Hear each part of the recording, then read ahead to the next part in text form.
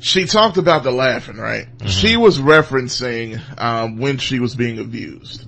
And the two guys, that were on top of her doing the abusing were laughing while they were doing it. It wasn't just the fact that people standing there laughing at her mm-hmm. and that her feelings were just hurt like some crazy person. Mm-hmm. So I think that has to be taken into account as well. And here's the thing, right? We all know that a woman can... We're coming back to the phone line. Yes, we are coming back to the phone line. Yes. We all know a woman can accuse a man mm-hmm. and can ruin his life 100% because the way society is. Okay. It's immediately going to look that way. Now, I took that into account. I did. But here's the thing. Once I saw the way Brett Kavanaugh acted, mm-hmm. once I saw the answers to the simple questions that he did not want to answer, and once I saw him not want to be accountable for anything mm-hmm. and want to blame some stupid conspiracy theory throwing the Clintons in that they don't have anything to do with this whole thing, mm-hmm. have me wondering what is wrong with this guy. Yeah. You know what I'm saying? And I don't really see the people that are supporting him. I understand if they know him personally, I get it, right? Mm-hmm. I get you supporting a guy that you know. That just happens across the board. Mm-hmm. But if you don't know him and, you know, kind of like Black Conservative or other people that come out and you're vigorously defending this guy that you don't know mm-hmm. based off his opinions of something that happened a long time ago, why, you have to ask yourself, why do you believe his version of the accounts and not hers? Yeah, that's true. Like what, they're both, their versions of the story. Mm-hmm.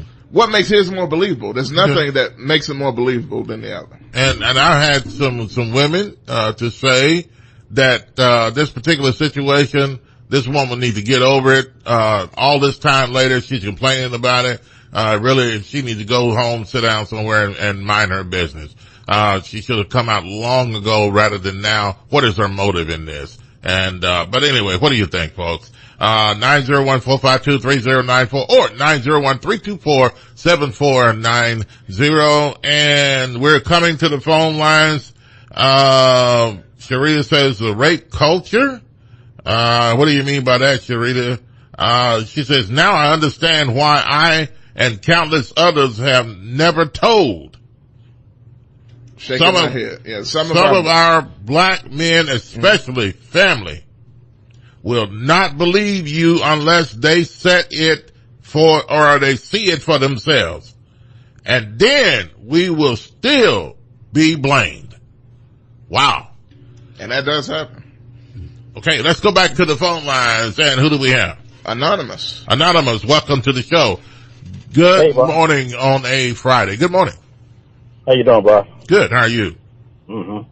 Yeah. I want to say something about the hearings. I know some of y'all say you didn't see all of it. I saw most of it. Okay. About a few minutes of it. Yes. And there's a whole lot I could say, but the one thing that stood out with me that really got me, and I don't know whether a lot of people caught that or not, when Senator Lindsey Graham, when he was doing his little rant against the Democrats and everybody that was talking against Kavanaugh, when he finished, he thought he was finished. I don't know he thought the mic was off, but I think the camera mic was on. He said something to the effect of, hell, it ain't like it was Bill Cosby or something. Yeah, he did say that, yeah. Yeah, and I'm thinking to myself, no, you didn't say that now. I know you didn't say that. What the hell has Bill Cosby got to do with this man's stuff? Wow, that is. I mean, if the black man got to be blamed some kind of way in all white folks' problems. Huh? Okay, that's all I had to say. Hey, man, we appreciate the call. All right. 901-452-3094. I never heard that. I didn't know that was said. If any of you others, you heard that statement, give me a call. Tell me what you think. What do you think about that being said? What was he saying, Johnson? This is not Bill Cosby? Yeah. And I'm going to find the clip real quick because this was, Lindsey Graham. Yeah. In the rant. And you heard some of it in the clip that we played. Okay. At least it was a couple of seconds of it. Okay. But We'll go to the phone lines and then we'll get the clip. 901-452-3094. Let's go back to the phone lines, and who do we have? We got Greg, I believe. Greg, welcome to the show. Good morning on a Friday. This is me. Yes, it is. How y'all doing? Good, man. How about yourself? Oh, man, I'm doing good, man. I appreciate you taking my call. I'll be very brief. Okay. No, to unforgivable, look, dude, people process stuff different. You cannot put everything, you can't put a blanket on everything. Everything is not processed the same. People are different. So people are going to deal with things differently. They're gonna act out differently, or they're gonna repress it differently. And that's different amounts of time. Now, I will say this. The length of time that these allegations are starting to pop up on people, it does raise the eyebrow. It doesn't diminish the fact any or diminish the act in it, but it's going to raise the eyebrow. Yeah, absolutely. Now, there are things, you know, I'm going to say it like this. I don't know if I ever told y'all this. I got raped at 14. I know. And guess what? I never told my parents. I never did. Ever. I told one adult. A couple of days after it happened, I told one adult. Right? And the way he came at it, I guess he seemed okay. You know, because when I told him about it, he asked me two questions. He said, what she look like, was she fine? You know, and when I told him, she was fine, he said, well, what's the problem? Wow. And I never spoke of it again to anybody. Well, and see, that is exactly why it happens. Because look, think about this. Look, you know, and I really want people to see, you know, when you say, okay, yeah, it was a long time ago, who cares? When it's something this serious, and I ask everybody again, if this is, and I really appreciate your openness to even talk about that, Greg. I really do contribute to the conversation. Yes, sir. But this is my point. I don't care if it's high school or whatever. You cannot tell me, people listening, if you have a child that was as young as this lady was at the time, 15 years old, and it's high school and drink or whatever was going on, right? That does not excuse grabbing a girl and assaulting her to the point and molesting her or whatever you want to say to the point of it almost being rape, which is what this was, where she had to run out of the room and this, that, and the other. And if she did not say anything about it, we could not blame her for it. Clearly it affected her throughout her life. And like I said, it's not like it just came out of nowhere. The key important things were that they talked about, she told her husband when she got married in 2002 about it, because it was clearly something that affected her emotionally. And she told her husband about it, and they worked through that. She had therapy about it years later and told the therapist about it. Now that's all out to the public now, just because Judge Kavanaugh is denying a lot of the situation. If she's lying, why would she do all of that years ago when Kavanaugh's not even in the picture of anything to do it with the Supreme Court? That should be taken into account as well.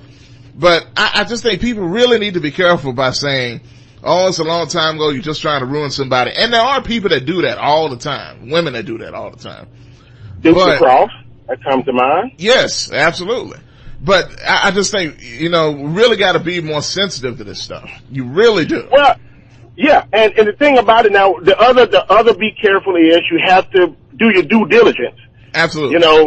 It's innocent till proven guilty, but still do your due diligence and don't write it off. Yeah.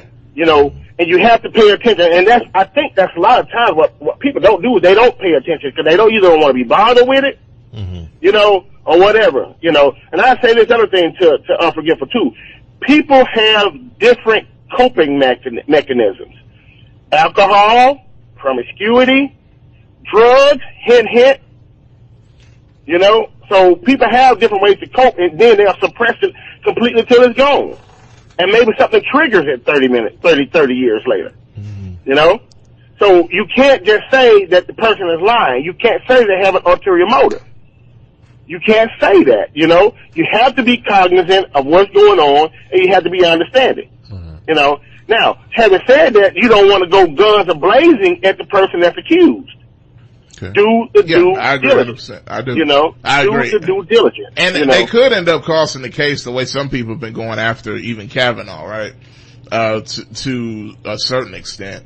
But honestly, when I looked at the questions asked, other than some people maybe, I'm curious what you thought, Greg. Do you think they were pretty fair with the way they were asking questions, or do you feel like some were going overboard?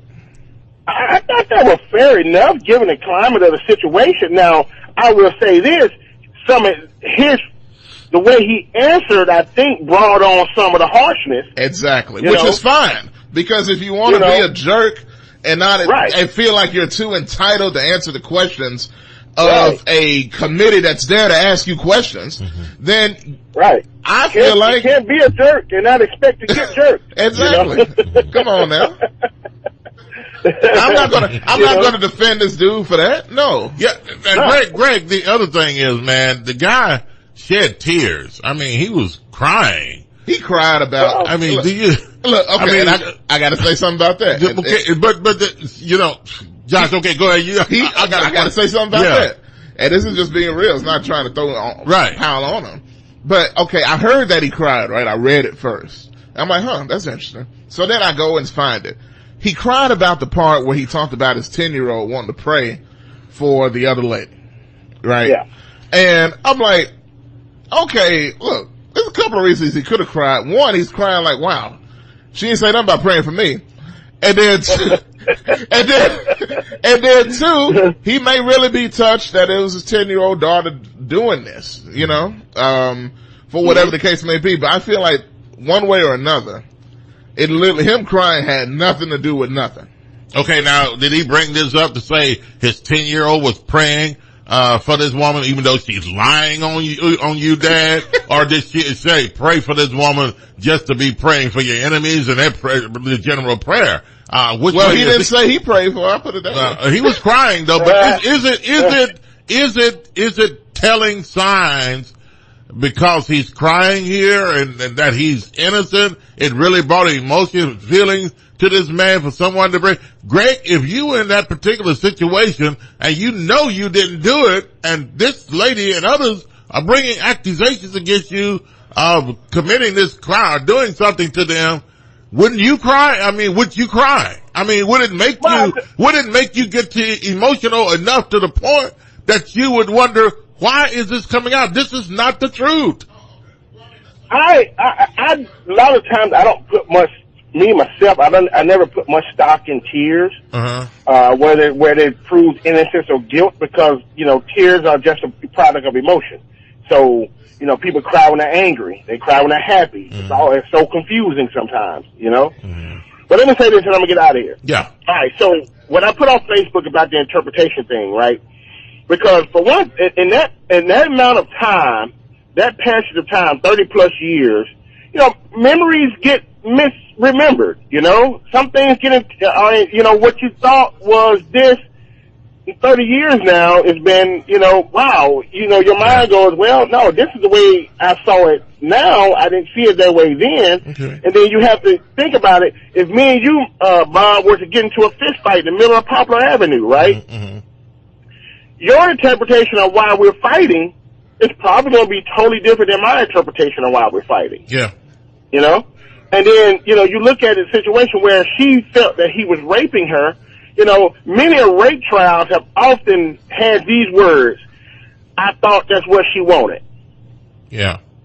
You know, many rape trials have that exact sentence. Yeah. So, you know, he could have been being aggressive because he thought that's what she wanted, kissing her rough, to whereas her interpretation of that moment is he's trying to suppress my screams. Okay. All right. Hey, Greg, we appreciate the call, man, the comments. All right, man. Hey, y'all have a great one. 90145, you too. 901-452-3094. Let's go back to the phone lines. Yes. And, I'll tell you what, the situation that's going on either in the city, we talked about the, murder or the killing of, the president CEO of the Memphis Area Chamber of Commerce. That's what we're talking about this morning. And also we're talking about the, hearing that's going on now, the Senate Judiciary Committee, Brett Kavanaugh and, between Dr. Ford and some other ladies are now coming forward and say that, the things that he did, and then some people saying this happened long ago. Why are they just coming out now? Is it because, they had something against him and they want to make sure that he don't get confirmed for this particular seat, and this is some reason they want to hold him back? Or, is it that some women feel that in that particular time, they couldn't bring it out? And some women say they just can't, bring certain things out. They hold it in for a certain long time. They're afraid to. They don't know what's going to happen to them. So, and they felt at this particular point, she probably feels that it's time now to bring it all out. They feel good to bring it all out, and, because everybody else is. What do you think? Do you believe this guy? Do you believe her? What do you think? Should they continue with the confirmation hearing, and should they confirm him on what we call the highest seat in the land as far as the court system is concerned, the Supreme Court, which is a job for life? And this person has to vote and judge on all of the things that affect all of us. And this is a serious situation. So what do you think? The situation concerning the president and CEO of the Memphis Area Chamber of Commerce, Mr. Phil Trenery, shot and killed last night after 7 p.m. Truck drove up. Some people think he was in the waiting. And it was assassination. He was killed. And a black man with dreadlocks, they say, driving an F-150 white pickup. Do you think it was a hitman job? Do you think it was a hit job? Think someone paid him to do this? What do you think? And why? 901-452-3094. Let's go back to the phone lines. Who do you have? Larry, welcome to the show. Good morning on a Friday. Good morning. Thanks for holding. Yes, sir. Yes. And go ahead with your comment. Yeah, I was just want to make a statement that many reasons why we hold things out within that are so personal and personable to us is because of the time we're living in. Mm-hmm. During that time, she, number one, wasn't supposed to be drinking. Number two, she wasn't supposed to be the place that she was, Dr. Ford I'm speaking of. Yes. And number three, men sometimes, especially uppity, privileged white guys, felt entitled to have their way with anything, especially the women. They felt power. They felt that because my father has money, because I go to private school, because I drive a Corvette, or whatever it is, they feel that they can do these things, and it just will be swept under the rug. Mm-hmm. So she mentioned, Dr. Ford, she mentioned that she didn't even tell her parents. She didn't tell anyone because she was, number one, embarrassed. Mm-hmm. Number two, she felt that she was violating as well as attempted to be violated. She was out of order for being where she was. But isn't this one of the things that parents tell their kids, whatever goes on with you, whatever that happens, immediately come and tell your mother and your father, your parents, we want to know about it, and that type of thing. What about all of that, and so many, it's always the women that are waiting for years later to come out and tell things. Well, there's probably things happen to men too, like, one situation with one person we know, but they don't even tell, certain people about the situation. They hold it in, for a long time. So, we had a caller that just talked about what do you do? Yeah. Well, parents will tell us this, and we feel good with them telling us this, and they feel confident that we will come to them if something happens. But it just depends on the degree of what the problem is. I had a problem telling my parents I got a speeding ticket 2 years after I got my driver's license. Mm-hmm. Until it came back to the house with the attempted license suspension. There's a few things the guys will keep in their mind for years and years, and then finally starts to come out. Mm-hmm. And especially black guys. Like, I would say, number one, oral sex. A lot of guys, no, man, I don't do that, never, no, indeed. Mm-hmm. But then down the line, 5, 16 years later, It all mean I'm the king of that. I know what time it is there. I've been doing this. I was in the 12th grade, 11th grade. I mean, there are things that are so personable to us and embarrassing to us at the same time because of the company that we're in and because of the company that we're keeping until we change, I guess you'd say, environment. Okay. So when she got to this point, it certainly hurt her and certainly bothered her because I watched every single minute of that hearing yesterday. Okay.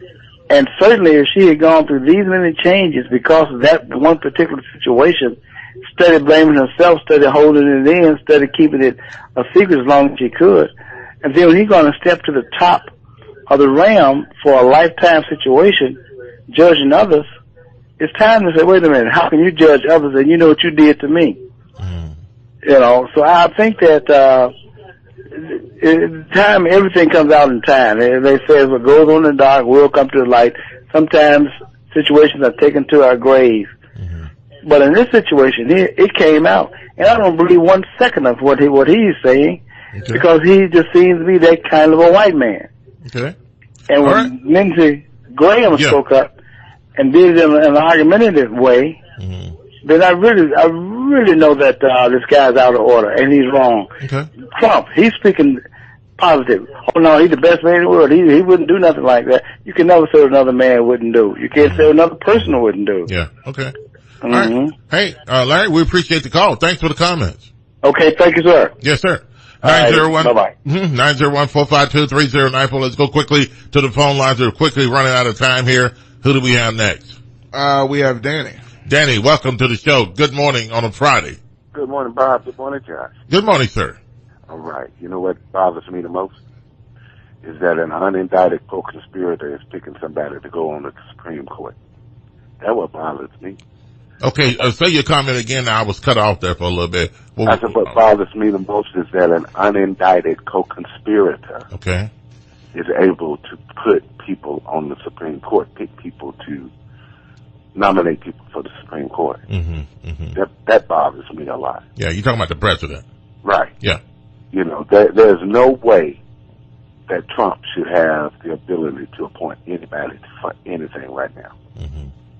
But, I mean, you know, he's the president and, I mean, you know, and I agree with you and, so what do we do in this particular situation? He's there and then, unfortunately, if he is not confirmed, if, Brett Kavanaugh is not confirmed, guess what?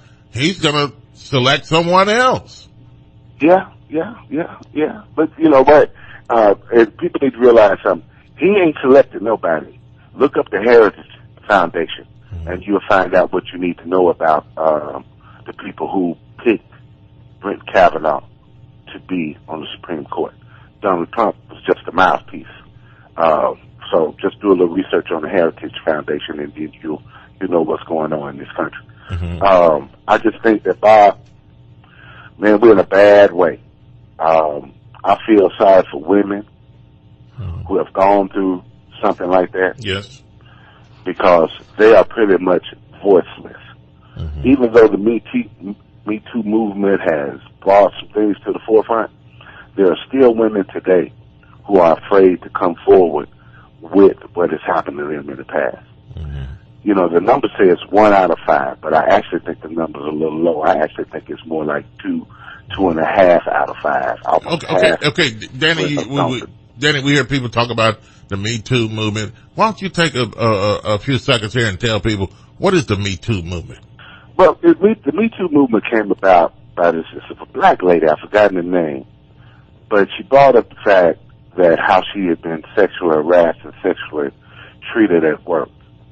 And the fact that how she kept it inside of her until, you know, she couldn't hold it no more. And there are so many women that go through this. They go through this.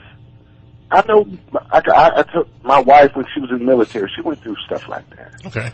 You know, so I don't think that men should be so dismissive when a woman says something like this has happened to her. I don't care if it is 15 years, 20 years, or 30 years, or like, it doesn't matter. The fact that she comes forward, and put herself out on Front Street like that tells me that I would rather believe her than to believe somebody who won't say, well, let's get the FBI involved.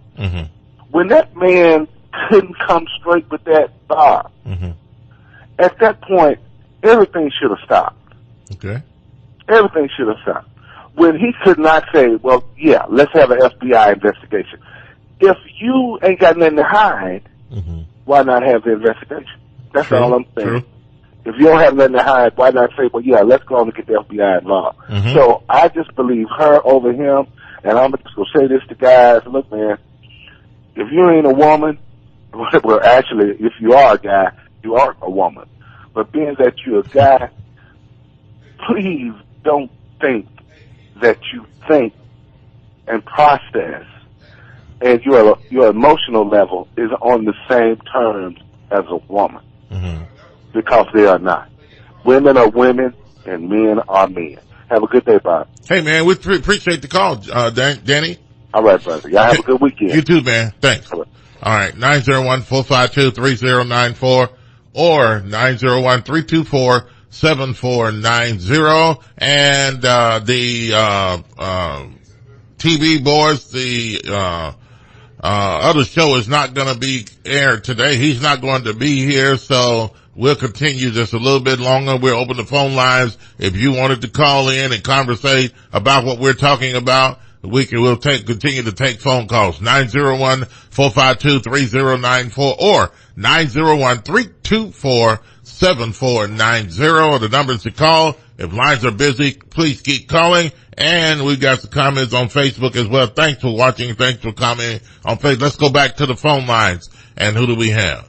Black Conservative. Black Conservative, welcome to the show. Good morning on a Friday.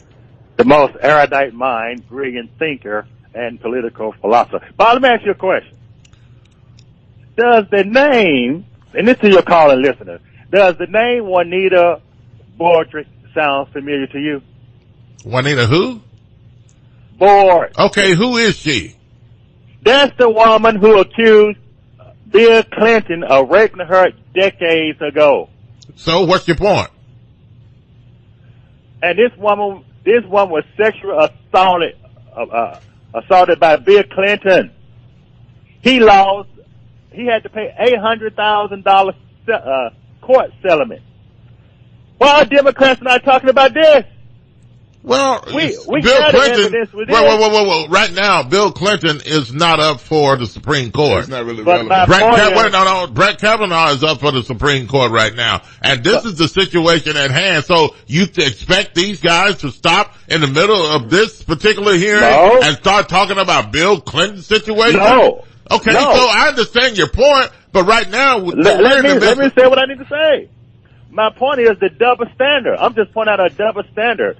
Y'all have no evidence that this happened, not a shred of evidence, no date, no location, no witnesses. Y'all don't have a shred of evidence. Okay, Black Conservatives, so that particular duck got away. Everybody can't hit all the ducks. No, but this one's under fire. Bob, you know what, Black Conservative, let me say this real quick. Let me say this. Yeah. Bob, you are a minister of the gospel. You know the Bible well. The Bible says to let a matter be judged by the most 2 to 3 witnesses. We have 5 witnesses who all have debunked this lady. Not just 2, we got 5. And it never happened. And then one thing y'all not talking about is the journal. Look, let me tell you something. My daughter, she's 18 now. When she was a little girl, her grandmama and her mother had her to keep a journal. Write down every little thing you did. She got it now. I can go back 10 years from now and find out something she did in that little book. She wrote it down. Judge Kavanaugh, he was a smoking gun. He didn't fall for the trap, for the investigation trap, because that was just a trap. The smoking gun was this lady didn't realize that this man kept a journal of every activity during that particular time. That was a smoking gun. Nobody's talking about that. You know why? Because that exposed her lie. The man wasn't even in town during that time. Okay, well, I mean, don't you still see it though? I mean, I don't have a copy of his journal. I'm sorry. Well, you need to go get it. Okay, well. You need to look at it. Okay, he got it well detailed. You need to go look at it. And she wasn't expecting that. Sitting up there with them fake crocodile tears lying, old dyke. She didn't expect that. Yeah, well, I mean, whatever you call her, she's saying that something happened to her years ago. And okay, answer my question. Yeah. If something happened to her in August, the second week in August, at some location she can't tell you, we don't have a date, we don't know the location, we don't have any witnesses, and even her best friend, Leah, said she lying. She didn't know what she's talking about. This lady is delusional. Okay, now, we have people on both sides coming forward saying, he's lying, she's lying, so here, these people, okay, now listen, I can't, so you're telling me, I'm not, the one that's sitting on the committee trying to figure this situation out. I mean, everybody's entitled to their own opinion. That's why we have you call in, give your opinion. And these two people, these two people are giving, their story of what happened to them and what they didn't do. So here, do we have a situation to where it's his word against her word? So yeah. Okay, I think these people who call into this show are stuck on stupid. This lady wrote a letter. Well, I wouldn't say that. I think these people, no, these people are not stuck on stupid. They know what they're talking about. They're smart and intelligent. They're smart and intelligent people. If they say, you say bad stuff about them, and they say everybody say things about each other. But the thing about it, don't defend them. Well, they call in and say lots of bad stuff about me. I don't cry about it, so don't defend them. Okay, so I'm not defending them. You're crying about it now. You just need to get on the train. My point is this here, Bob. I'm be done. My point is this here. Okay. This lady named 4 people who was at that party. Okay. She named them by name. Okay? Like the rich man and Lazarus. Jesus named the man by name, Lazarus. Okay. She named them by name. All those people that she named, Judge Mark, even her best friend, said this lady is lying. Mm-hmm. They don't have no recollection of it. It never happened. Judge Kavanaugh came, gave his testimony, and guess what he did? He brought out a journal. Okay. He kept dates of certain things. She didn't know that. First of all, the man wasn't crying about his daughter. He was crying about his father and his mother. Okay. So the idea that he was just crying about his daughter is baloney. Okay, hold on. Just read your journal, Bob. Okay, no, I don't have to read anything. Hold on just a minute. Let's welcome to the show now, Daniel. Daniel, welcome to the show. Hello? Yes, Daniel, welcome to the show. I didn't know I was there. Yeah, hey, Black Conservative, what's happening, brother? You all right this morning? Hey, I'm fired up. Because these liberals are acting on emotion and feelings. They don't have no facts. Oh, Black Conservative, now let's talk facts. I'm glad you want to get to this core issue. Let's act like we're in a courtroom. The only factual evidence that could be presented is based upon who was there, right? I'm listening. Go ahead. If Mike Judge is the only individual that was in the actual room where it happened, and you know how house parties are, there are all kind of things going on, people not paying attention where everyone is at all times, but if you're in a house and you're alone in a room and your mouth is covered up, allegedly, and there's only one other person, and that's the only evidence that really could help to substantiate fact or fiction, then how can you feel comfortable calling people stupid if you yourself are not providing evidence of the actual situation as it happened in that space? Okay, let him answer that. Black Conservative? All right, let me respond. I'm talking to Daniel, right? Yes. Daniel, you must think I'm Boo-Boo the Fool, or Boo-Boo the Clown. I done been to so many house parties. No way, excuse my French, Bob, no way in the hell you gonna have music booming upstairs and not downstairs at a party. I ain't never went to a party where they didn't have no music downstairs, but the music booming upstairs. The truth of the matter is, if this actually happened to her, and the people she named as witnesses, then somebody, somewhere, somehow gonna be able to corroborate her story. Even her best friend that she told she was raped said she was never that. She don't even know Brat. The lady that she said there was, the 4 people she said that was there, all 4 witnesses said this lady is cuckoo. They was never there. And then the lady, she can't even name the date. She can't even name the place. She don't even have credible witnesses. She don't have nothing but a bunch of crocodile tears that I don't give a damn about. Oh, wait, whoa. Black conservative, you know you're out of line with that. Yeah, come on, Black conservative. You ain't got to get all emotional, brother. I understand that the stakes are high, but I think it's very important to realize that the only evidence that could be provided, because obviously it was not any penetration going on, so there's no DNA, anything that we can even bring into this conversation. But the only individual that could actually help to corroborate, or at least in an investigative in an investigative questioning situation, we'll be able to see if he actually was there or not, is my judge, and yet you don't want to even mention that individual. That's the only individual that everyone is really needing to hear from, because he is alleged to have been in the room. And in terms of music, and house parties where it's a little bit of a little bit of more Afrocentric, yeah, we bumping music and having a good time, chilling and kicking it.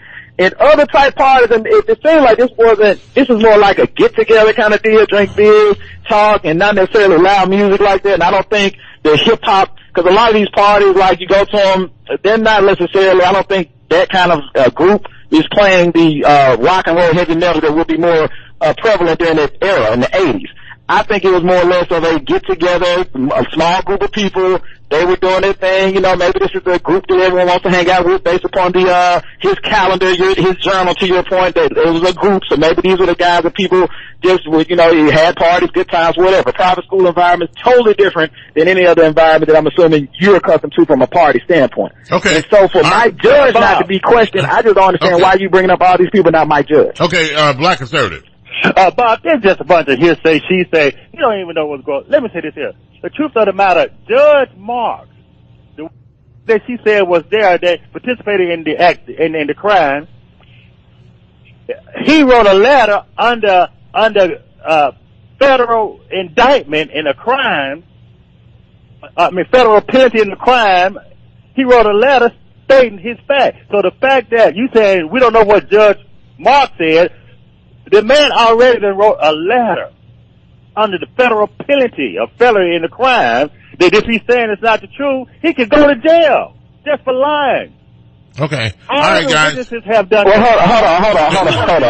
on. Black conservative, you do realize that writing a letter to say that if you can't remember, like, there are ways in law, and I think based upon the fact that there's the man at the highest office of the land that has a problem with the truth. Hold on. Both of you can't cover at the same time. Stop. I'm sorry. Conservative, hang on. Go ahead. Black conservative, I'm saying that, writing on a letter of perjury, if you can't remember something is one thing if you're blatantly lying. And if you to determine whether or not you're lying, you will do whatever it takes, because we're in a situation where the leader of the country has a problem with the truth. And I think at the very least you can say you're the president that you so muchly agree with as the greatest business mind that has been bankrupt 11 times, the honest person who's cheated on his family numerous times, who's had sex while being married, unprotected, whatever, forget the unprotected, now he had sex while he was married, and all these great high profile characteristics of the person that you are honoring as the president. He's the one that honestly, if you have lies going on all the time, then I don't think anything under perjury or penalty matters when you're not being investigated. If you're being investigated, that's a different story. Okay, give Black conservative come in here and give your statement, and we're gonna have to go and we'll have to take a break or something here. Go ahead, Black conservative. Hello? Bob, you there? Yeah, go ahead. All right. First of all, if he got a more problem with the president, he'll be in town next week in DeSoto County. You more than welcome to go down there and question Trump if you don't like his character. Here's the truth of the matter. Your witness, your opponent, the lady, Daniel, has no date, no location, no credible, nobody to support her claims. Nothing but a bunch of emotions and feelings. The Me Too movement, the Me Coop movement, it ain't no Me Too, it's a bunch of Me Coops, are nothing but a bunch of hardcore feminists who want to slam men and hang them in the public court without a trial, without due process of the law, based on their hatred for men. The truth of the matter is, Judge Kavanaugh had a journal. He wrote down the dates. That's the evidence right there. She don't have any evidence. My man have evidence. Your woman don't have evidence. Only thing she have is a bunch of hardcore feminist females supporting her because they hate men. Okay. This man is innocent of this charge. Okay. All right. Black conservative. Hey, we appreciate it. Thanks for the call. Hello? Yes. Yeah, black conservative, all I can say is, my friend, we can just find out what Mike Judge has to say with the FBI. And if you understand anything about that level of law enforcement, because you seem to love law enforcement so much, then you will know that I guarantee you'll be able to figure out pretty definitively whether or not he's quote-unquote innocent or not. And in terms of I've never called you a bad name, black conservative, all these times, even though I emphatically disagree with the majority of your points. I think you're extremely insensitive, and you probably lack a grasp of the English language where you can use words that aren't have to be derogatory towards other people and to get your point across. But that's, I'll let you work on that. But I've never called you anything other than a nice person, or not a nice person, but someone I think makes valid points. That you're just a little misguided. But you called me a loser one time, and I don't get caught up in it because I agree words are words. But come on, man, let's be a little bit more honest and realistic about life, and not try to make this Republican Democrat and anything to win, because this country's changing, and you gotta accept that, brother. It's all good though. Y'all have a good weekend. Daniel, great comments. Hey, we appreciate it. Yes, sir. 901-452-3094. And we're talking about the situation last night. The President CEO of the Memphis Area Chamber of Commerce was shot and killed after 7 p.m. last night. They say there was a white Ford F-150 extended cab, black male driving, with dreadlocks, pulled up, and, evidently some say maybe he was sitting and waiting, to kill this guy.